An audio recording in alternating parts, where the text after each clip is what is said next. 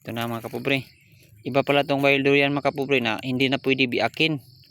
Kukuha ka lang ng isang piraso at saka kainin, no? Kukuha ka lang ng isang piraso dito mga kapobre, oh. Yan ang laman ng wild durian mga kapobre, oh. No? Yung laman niya, oh.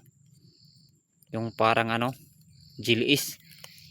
Oh, tikman na natin yung wild durian mga kapobre. Oh.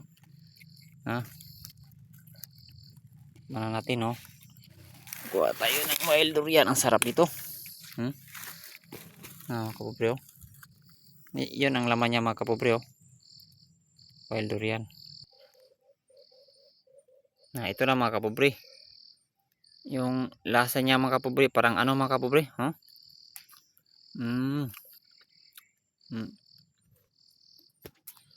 Yung lasa niya mga kapobre, parang lasa ng dragon fruit na hindi siya masyadong matamis, na parang matabang-tabang. Yan ang lasa. Kinain ko na mga kapobre, oh. Yan ang lasa niya mga kana.